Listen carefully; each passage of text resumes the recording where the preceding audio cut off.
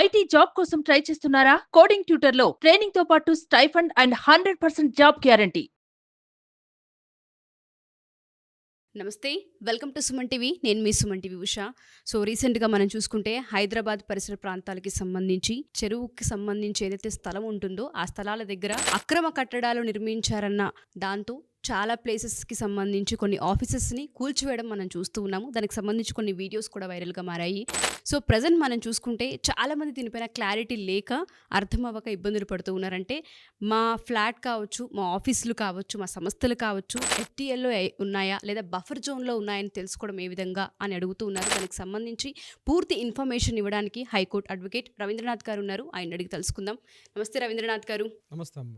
ఇవాళ మనం చూసుకుంటే కొన్ని డేస్గా హైడ్రా నడుస్తుంది. హైదరాబాద్ ప్రాంతంలో ఇది మరీ ఎక్కువగా మనం చూస్తూ ఉన్నాము. ఏవైతే చెరువు ప్రాంతాలు ఉంటూ ఉంటాయో ఆ స్థలాలలో ఆఫీసెస్ నిర్మించారన్న దాంతో కొన్ని వాటిని కూల్చివేయడం మనం చూస్తూ ఉన్నాము. అక్రమ కట్టడాలను మనం వింటూ ఉన్నాము. ఎఫ్టీఎల్ అంటూ ఉన్నారు, అండ్ దాంతోపాటు బఫర్ జోన్లను అంటూ ఉన్నారు. దాన్ని ఏ విధంగా చెక్ చేసుకోవాలి అంటారు? అంటే ముందుగా అలర్ట్ అవ్వడానికి ఏదైనా స్కోప్ ఉందా?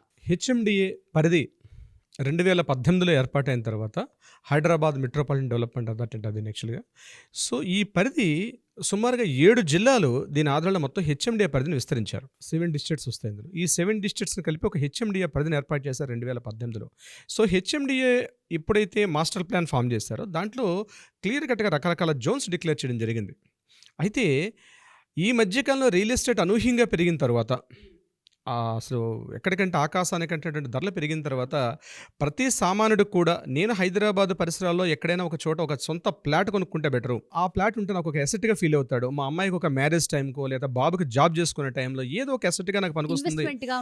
ఎగ్జాక్ట్లీ, ఇన్వెస్ట్మెంట్గా నేను ఒక ప్రాపర్టీ కొనుక్కుంటే ఫ్యూచర్లో ఉపయోగపడుతుంది, ఏదో ఒక రకంగా ఒక అమ్మాయికి కట్నంగా ఇవ్వడానికో లేకపోతే అబ్బాయి జాబ్కి ఏదైనా సేల్ చేసి ఇవ్వడం ఎనీ పర్సనల్ దీనికోసం చెప్పి అనూహ్యంగా 2000 తర్వాత హైదరాబాద్లో 2005 తర్వాత ఒక్కసారి రియల్ ఎస్టేట్ అనేది ఒక పెద్ద వ్యాపారంగా పెరిగింది, పుంజుకుంది. దీంట్లో చాలామంది వ్యాపార సంస్థలు ముఖ్యంగా రియల్ ఎస్టేట్ సంబంధించి రకరకాల ప్రాంతాల నుంచి వచ్చి హైదరాబాద్ చుట్టుపక్కల ఈస్ట్, వెస్ట్, నార్త్, సౌత్ అని కాకుండా చాలా చోట్ల అనేక రకాల రియల్ ఎస్టేట్ వెంచర్లు వేసుకుంటూ ఆ వెంచర్ని అప్రూవల్ తీసుకొని వచ్చినాయి, కొన్ని అప్రూవల్స్ లేకుండా కొన్ని రకరకాలుగా తర్వాత వచ్చేటి LR centre land regulation scheme కింద కొన్ని అయితేనేమి రకరకాలుగా చేసి ఆ ల్యాండ్ రిజిస్ట్రేషన్ చేసేశారు.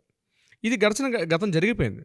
ఏవో ఉద్యోగాలు చేసుకుంటారో ఆ ఫ్లాట్స్ అక్కడక్కడ ఉన్నాయి. అయితే ఇటీవల రాష్ట్ర ప్రభుత్వం అధికారికంగా చేపట్టినటువంటి హైడ్రా అన్నటువంటి ఒక అధికారిక సంస్థ ద్వారా ఎక్కడెక్కడైతే చెరువులు, నాలాలు ఈ ప్రాంతాన్ని ఆక్రమించుకొని ఎక్కడెక్కడైతే కన్స్ట్రక్షన్స్ చేశారో అక్కడ సెలబ్రిటీలని కాదు, సామాన్యులని కాకుండా అక్కడ ఉన్నటువంటి కట్టడాలను పూర్తిగా కూల్చేస్తున్నారు. హైడ్రా నుంచి ఒక నోటీసులు కూడా అందకుండా పెద్దవారా చిన్నవారని ఎటువంటి తారతమ్యం లేకుండా పూర్తిగా గడిచిన ఒక వారం 10 రోజుల నుంచి పూర్తిగా హైడ్రా అన్నది సర్వత్రా మనకి వినిపిస్తున్నటువంటి ఒక విషయం. కలకలం రేపిందని చెప్పొచ్చు సార్. అవునండి, యాక్చువల్గా హైడ్రా ఉద్దేశం వేరు, మంచి ఉద్దేశంతో స్టార్ట్ అయ్యారు. అంటే ప్రభుత్వ ఆధీనంలో ఉన్నటువంటి స్థలాలు, అంటే ప్రభుత్వ స్థలాలు అంటే ఏంటి, పార్కులు, అలాగే చెరువులు, నాలాలు, కుంటలు ఇట్లాంటి వాటిని రక్షించుకోవడం ఏర్పడిన సంస్థ ఈ హైడ్రా.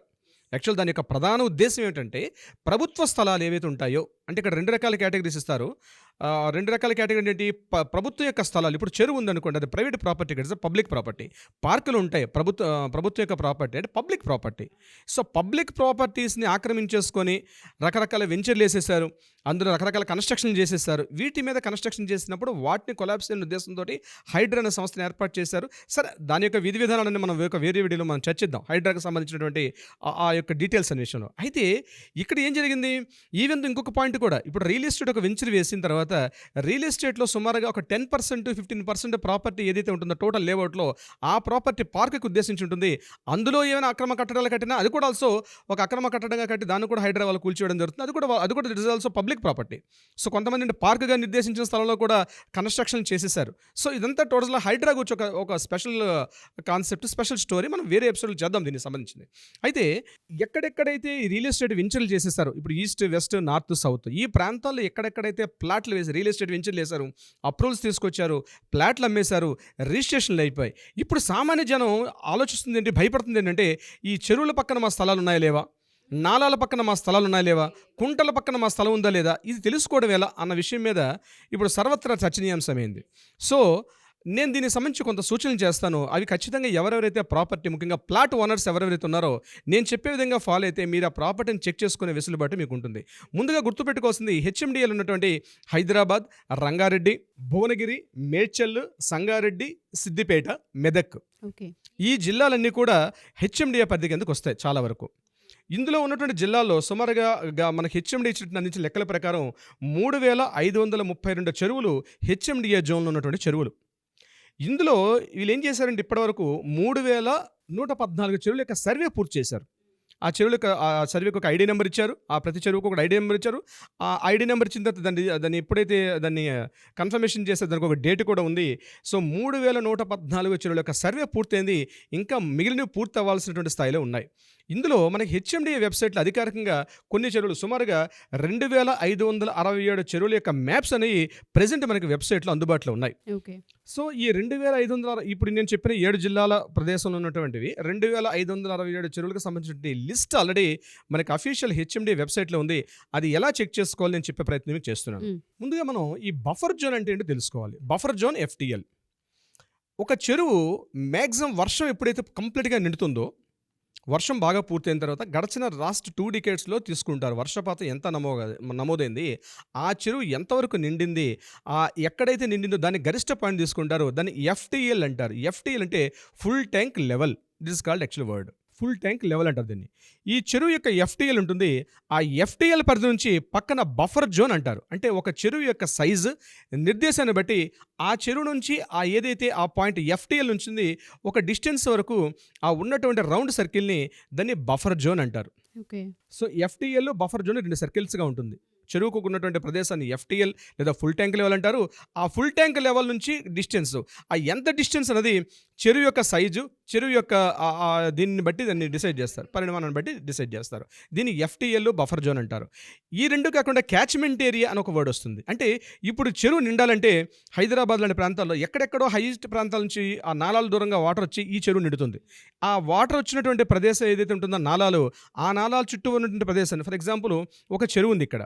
ఈ చెరువు నిండాలంటే డైరెక్ట్గా వర్షం వల్ల నిండదు కదా. ఆ చెరువుకు పక్క నుంచి కొన్ని కెనాల్స్, నాలాల నుంచి వస్తుంది వాటర్. ఆ నాలా నుంచి వచ్చిన వాటర్ చెరువు నిండుతుంది. ఎక్కడెక్కడైతే నాలాలు వస్తుంటాయో దాన్ని ఆల్రెడీ గుర్తించడం జరిగింది. ఆ నాలాలు వచ్చిన ప్రాంతాన్ని క్యాచ్మెంట్ ఏరియా అంటారు.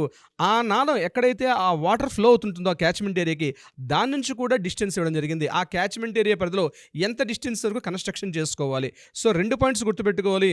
ఒకటి ఎఫ్టిఎల్ గుర్తుపెట్టుకోవాలి, బఫర్ జోన్ గుర్తుపెట్టుకోవాలి. క్యాచ్మెంట్ ఏరియాలో ఉన్నటువంటి బఫర్ జోను, క్యాచ్మెంట్ ఏరియాలో ఉన్నటువంటి మన ఎఫ్టిఎల్ లెవెల్ కూడా గుర్తుపెట్టుకోవాలి. దీస్ ఆర్ ద యాక్చువల్గా ప్రైమరీ, అంటే చిన్న టెర్మినాలజీ ఇది గుర్తుపెట్టుకుంటే మనం ముందుకెళ్ళే సబ్జెక్ట్లో కొంత అర్థమయ్యే మన స్థలాలు ఆ ప్రాంతాల్లో ఉన్నాయా అన్నది మనం క్రాస్ చెక్ చేసుకోవచ్చు. మనకు దాని కూడా తెలుస్తుంది. సో ఇది ఎఫ్టిఎల్ బఫర్ జోన్ సంబంధించిన ఇన్ఫర్మేషన్.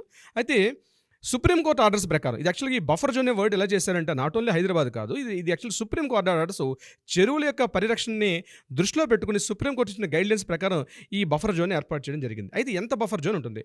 ఫర్ ఎగ్జాంపుల్ చెరువు యొక్క సైజు 10 హెక్టార్లు లేదా 25 ఎకరాలకు మించి ఉందనుకోండి ఒకళ్ళ సైజు, అప్పుడు దాని యొక్క ఎఫ్టిఎల్ ఎక్కడైతే ఉంటుందో ఎఫ్టిఎల్ నుంచి సుమారుగా 30 మీటర్ల వరకు ఉంటుంది.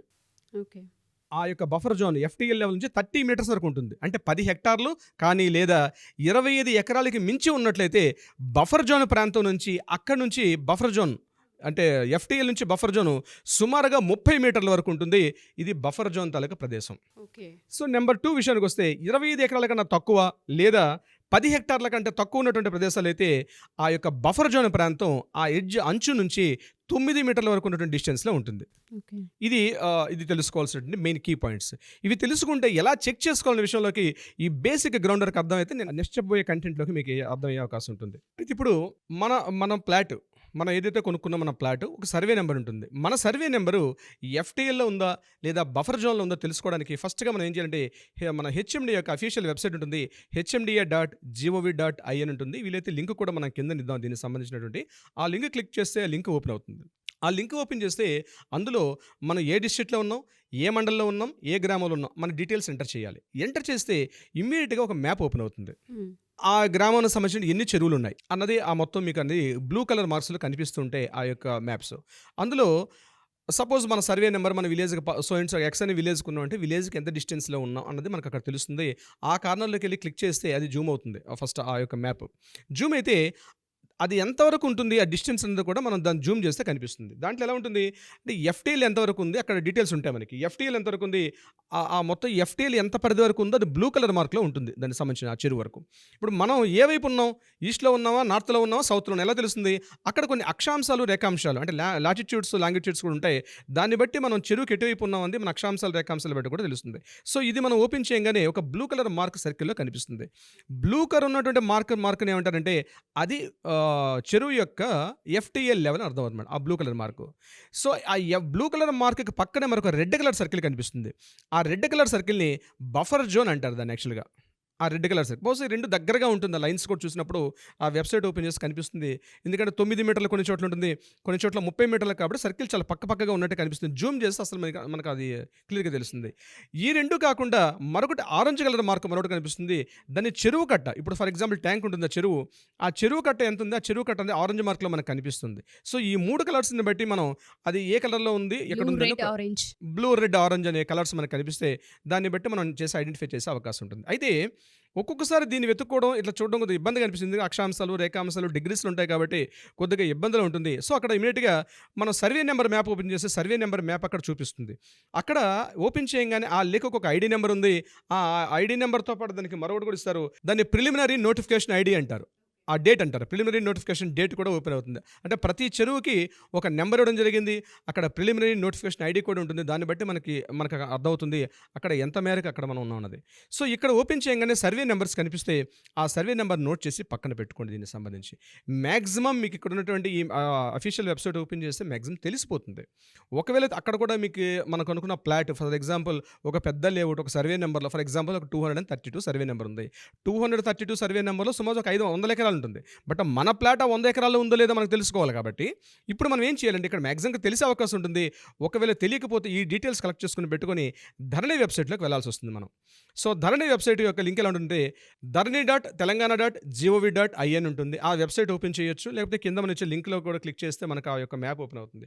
దీంట్లో కూడా ఏంటంటే ఆ ధరణి వెబ్సైట్లో టోటల్ ఆ గ్రామం సేమ్ డిస్ట్రిక్ట్ మండలు గ్రామం యొక్క డీటెయిల్స్ ఎంటర్ చేసిన తర్వాత అందులో క్లియర్గా మనకి మ్యాప్ ఓపెన్ అవుతుంది. ఆ మ్యాప్లో కంప్లీట్గా చెరువుల యొక్క మార్క్ కనిపిస్తుంది. అక్కడ ఒక ట్రయాంగులర్ ఒక సర్కిల్ కూడా కనిపిస్తుంది. ఓపెన్ చేసేటప్పుడు అది క్లియర్గా ఆ సర్వే నెంబర్ డీటెయిల్స్ అక్కడ ఎంటర్ చేస్తే ఆ సర్వే నెంబర్లో ఉన్నామా లేదా అని తెలుస్తుంది మనకు అక్కడ క్లియర్గా ఇక్కడ ఆ సర్వే నెంబర్ మ్యాప్లో.